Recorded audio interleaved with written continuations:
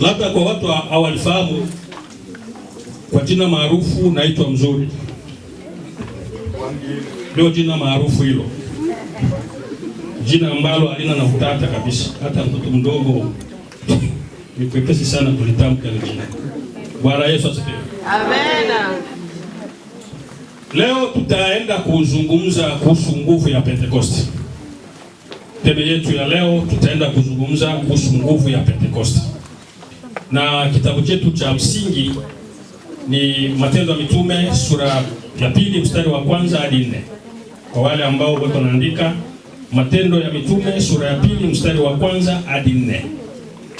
Kwa hiyo nataka sasa unikazie macho kweli kweli. Tumeshaimba sana, sasa ni muda wa kusikiliza neno. Kwa hiyo unifuate kwa makini sana. Ninaamini utapata kitu kupitia hichi ambacho tumeandaa leo. Ikiwa kama utaelekeza mawazo yako yote hapa, hautatoka bure. Amen. Amen. Nasema tutaenda kuzungumza kuhusu nguvu ya Pentecost. Na andiko letu la msingi ni Matendo ya Mitume sura ya 2 mstari wa 1 hadi 4. Katiba inasema hivi: hata ilipotimia siku ya Pentekoste, walikuwako wote mahali pamoja. Kukaja ghafla toka mbinguni uvumi kama uvumi wa upepo wa nguvu, ukienda kasi, ukijaza nyumba yote waliokuwa wameketi. 3, ukawatokea ndimi zilizogawanyika kama ndimi za moto uliowakalia kila mmoja wao. Mwisho na 4, wakajazwa na Roho Mtakatifu, wakaanza kusema kwa lugha nyingine kama Roho alivyowajalia kutamka. Papakiza omba Mungu. Tuombe. Baba, katika jina la Yesu Kristo, tunasema asante na shukrani kwa ona naenda mbariki mwana wako katika kitendo cha mikono yako Yesu Kristo. Mbariki, unijaze maneno atakayoyaongea yatoke kwako, umtumie yeye kama vile speaker, lakini mnenaji yawe wewe. Asante kwa sababu utaweza kutubariki sote katika jina la Yesu Kristo. Amen. Barikiwe sana kijana wa Yesu. Amen. Tumesoma kitabu cha Matendo ya Mitume ambacho ni kitabu chetu cha msingi. Ukifuata vizuri hichi kitabu, maneno ambayo tunazungumza hapa, kuna maneno ya msingi sana ambayo tutaenda kuona kwenye matukio huko mbele. Na kabla tujaingia kwenye matukio, ni lazima kwanza tuone nini maana ya nguvu ya Pentecost. Ni lazima kwanza tuelewe nini maana ya nguvu ya Pentecost.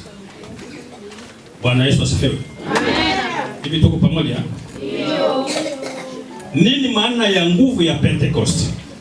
Nguvu ya Pentecost maana yake ni kuteremka kwa Roho Mtakatifu juu ya waumini. Narudia, nguvu ya Pentecost ni kuteremka au kushuka kwa Roho Mtakatifu juu ya waumini. Na tunaweza kujiuliza swali. Sasa kwa nini Roho Mtakatifu aliteremka au alishuka kwa waumini? Ni kwa nini alishuka au aliteremka? Ni kwa sababu gani Roho Mtakatifu ashuke kwa waumini? Ni kwa sababu gani? Ni kwamba Roho Mtakatifu alishuka kwa waumini ili kuwapa uwezo wa kiungu, kuwapa ujasiri na karama mbalimbali za kiroho ili kushuhudia injili ya Yesu Kristo kwa mataifa yote ulimwenguni. Halo? Kwa maana hiyo, waumini ambao walikuwepo ile siku ya Pentecost, zile nguvu ambazo walikuwa nazo ziliwawezesha kuishi maisha ya ushindi na ya ukombozi. Kwa hiyo nguvu ya Pentecost ni nguvu ya Roho Mtakatifu. Jamani, hiki kinaanza kunima raha.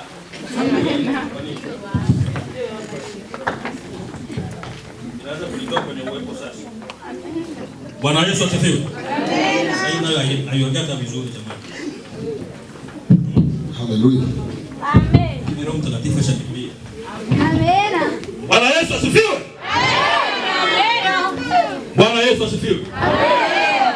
Mnifuate vizuri jamani. Halo? Nasema kwamba nguvu ya Pentecost ni nguvu ya Roho Mtakatifu inayotuwezesha sisi wa Kristo kuishi maisha ya Ukristo na ya kushinda. Bwana Yesu asifiwe. Amen.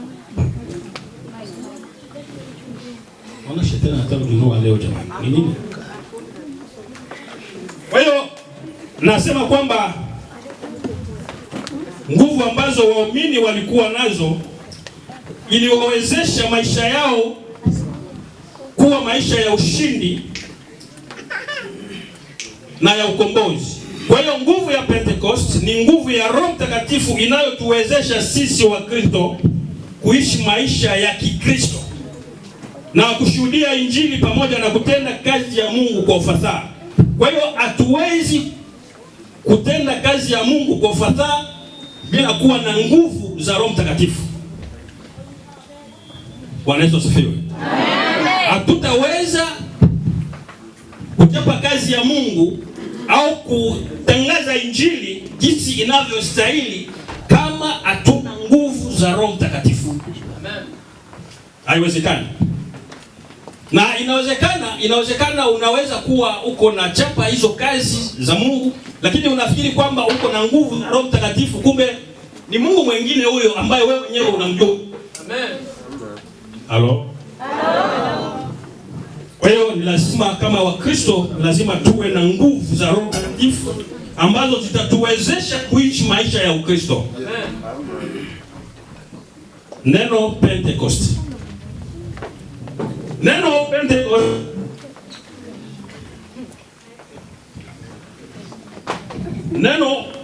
Neno Pentecost ni neno ambalo linatokana na lugha ya Kigiriki ambalo linamaanisha siku 50.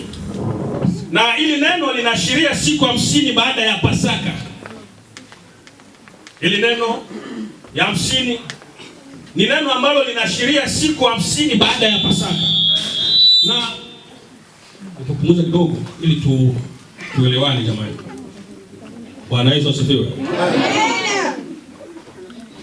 Na katika asili ya Kiyahudi Pentecost iliitwa tena kwa jina la Shavuot, ikimaanisha sikukuu ya majuma.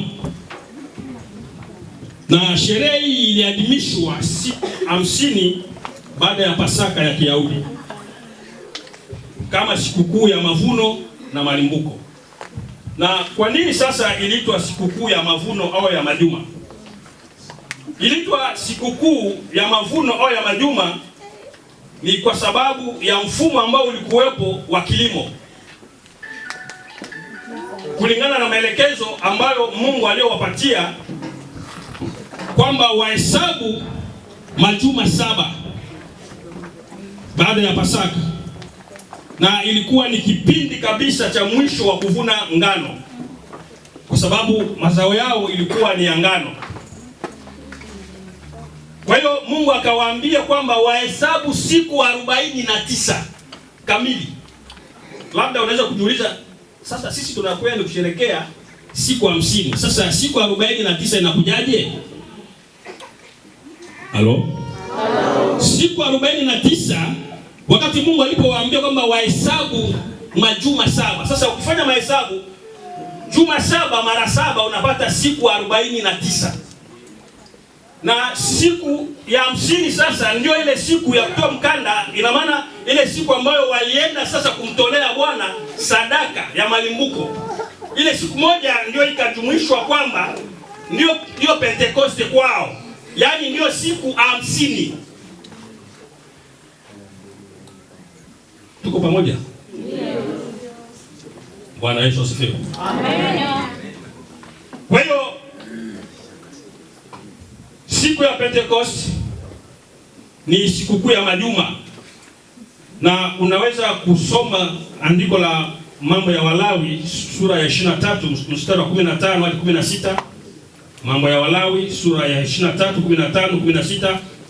Lakini pia unaweza soma Kumbukumbu la Torati sura 16 mstari wa 9 hadi 10. Utapata hiyo. na ziko sababu ambazo zilifanya sikukuu iitwe sikukuu ya majuma au sikukuu ya malimbuko.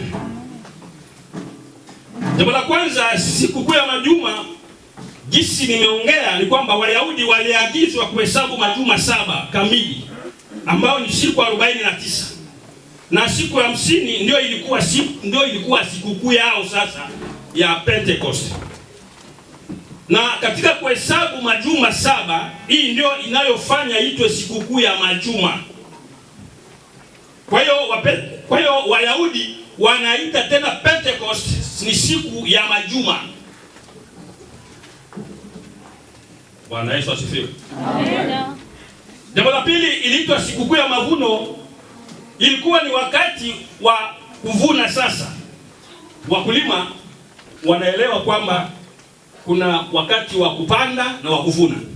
Sasa huu wakati sasa ulikuwa ni wakati wa mwisho, wanakuwa wanavuna, na kulikuwa maelekezo ambayo Mungu aliyowapatia kwamba wavune.